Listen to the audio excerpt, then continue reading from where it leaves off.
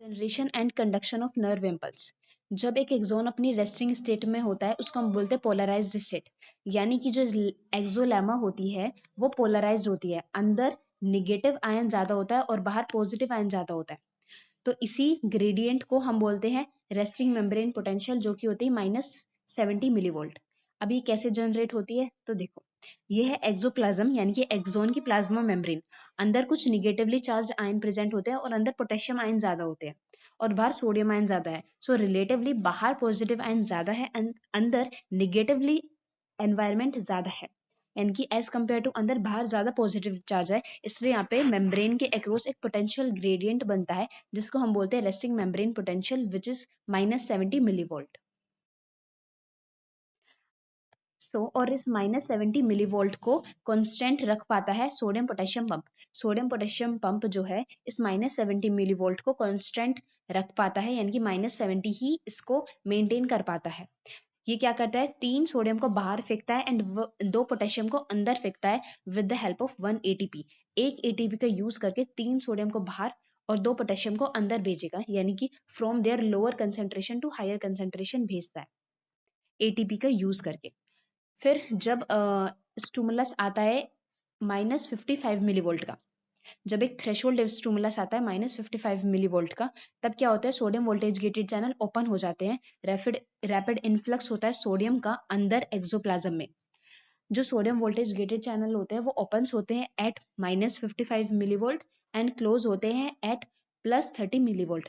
जैसे ही sodium voltage gated channel बंद होते हैं एट +30 मिलीवोल्ट, वैसे ही potassium voltage gated channel open हो जाते हैं एंड जो पोटेशियम वोल्टेज गेटेड चैनल है वो बंद होते हैं -90 मिलीवोल्ट पे।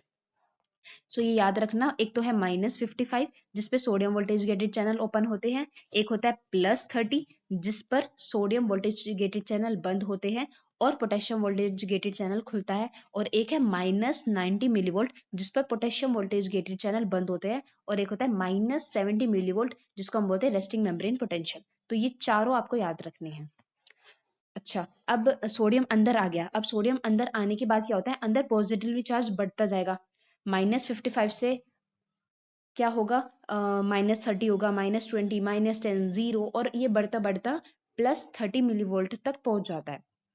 सो इसकी पोलैरिटी रिवर्स हो जाती है, इसी को हम बोलते हैं डीपोलराइजेशन स्टेट। पोलैरिटी रिवर्स हो गई है, अंदर पॉजिटिवली चार्ज आ गए हैं, बाहर निगेटिव एनवायरनमेंट हो चुका है, और जो यहाँ पे जो पोटेंशियल ग्रेडियंट है वो +30 मिलीवोल्ट पहुंच चुका है। अब इस +30 मिलीवोल्ट पर जैसे ही पोटेंशियल पहुंचती है, वैसे ही क्या होता है, जो नर्व इम्पल्स है वो जनरेट हो जाती है, वो फॉर्म्ड हो जाती है, एंड अब यहाँ से नर्व इम्पल्स का कंडक्शन होगा। तो इसी को हम बोलते हैं एक्शन पोटेंशियल। +30 मिलीवोल्ट पर एक्शन पोटेंशियल जनरेट हो चुकी है, करंट जनरेट हो चुका है, अब ये आगे मूव करेगा। ठीक है, फिर क्या होता है, फिर होता है रीपोलराइजेशन, यानी कि जैसे ही +30 मिलीवोल्ट अचीव होती है, सोडियम वोल्टेज गेटेड चैनल बंद and potassium voltage gated channel खुल जाते हैं। पोटेशियम का फटाफट से इफ्लक्स होता है, सारे के सारे पोटेशियम जल्दी जल्दी से बाहर भागते हैं। बाहर भागते हैं, यानी कि बाहर पॉजिटिवली आयंस बढ़ने लगेगा, अंदर फिर से निगेटिव एनवायरनमेंट आने लगेगा। अंदर निगेटिव आके +30 मिलीवोल्ट से पहले 0 होगा, फिर -20, -50, ऐसे होते होते -90 तक पहुंच जाता है। होना चाहिए था -70 रेस्टिंग मेम्ब्रेन पोटेंशियल, लेकिन यहाँ पे कुछ ज्यादा ही कम हो जाता है, -90 मिलीवोल्ट तक यहाँ पे मेम्ब्रेन की पोटेंशियल पहुंच जाती है। इसी को हम बोलते हैं रीपोलराइजेशन, यानी कि पोलराइजेशन के बाद डीपोलराइजेशन आना चाहिए था एंड फिर रीपोलराइजेशन आना चाहिए था, यानी कि -70 मिलीवोल्ट की पोटेंशियल यहाँ पे वापस अचीव होनी थी, लेकिन यहाँ पर हाइपर पोलराइजेशन होता है, अंदर कुछ ज्यादा ही निगेटिवली एनवायरनमेंट हो जाता है, -90 मिलीवोल्ट की पोटेंशियल ग्रेडियंट यहाँ पर हो जाता है, क्योंकि एक्सेस ऑफ पोटेशियम इफ्लक्स हो चुका है। मेम्ब्रेन पोटेंशियल जो है, मेम्ब्रेन का जो पोटेंशियल है वो निगेटिव हो चुका है रेस्टिंग मेम्ब्रेन पोटेंशियल से भी। अब इसको हमें रिस्टोर करना पड़ेगा। एक तो क्या है, सोडियम, जो सोडियम है वो अंदर अंदर फंसे रह गए, पोटेशियम बाहर फंसे रह गए, और यहाँ पे मेम्ब्रेन की पोटेंशियल भी उल्टी हो गई है, -90 कुछ ज्यादा ही निगेटिव हो गई। सो इन तीनों चीजों को ठीक करने के लिए आता है सोडियम पोटेशियम पंप, जो कि वापस क्या करता है, 3 सोडियम को क्या करता है, 3 सोडियम को बाहर फेंकता है और 2 पोटेशियम को अंदर फेंकता है। ठीक है, और इस आयोनिक बैलेंस को वापस से रिस्टोर करता है, फंसे हुए सोडियम को बाहर और फंसे हुए पोटेशियम को अंदर भेजता है, और -90 को -70 तक लेकर आता है। तो यहाँ पे 4 स्टेज है जो कि याद रखनी है।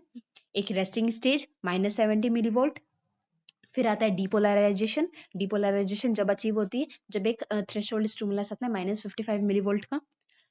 फिर क्या होता है, सोडियम वोल्टेज गेटेड चैनल खुल जाते हैं, सोडियम की एंट्री होती है एंड फिर जो पोटेंशियल है +30 तक पहुंच जाती है। जैसे ही +30 पर पहुंचती है सोडियम वोल्टेज गेटेड चैनल बंद, पोटेशियम वोल्टेज गेटेड चैनल खुल जाते हैं एंड फिर क्या होता है, पोटेशियम का ई फ्लक्स होता है, अंदर जितना निगेटिव होना चाहिए था उससे ज्यादा ही निगेटिव हो जाता है, -90 तक बात पहुंच जाती है। फिर इसको ठीक करने के लिए आता है सोडियम पोटेशियम पंप। ये क्या करता है, 3 सोडियम को बाहर भेजता है एंड 2 पोटेशियम को अंदर वापस भेजता है, जो कि उसकी जगह है with the help of 1 ATP।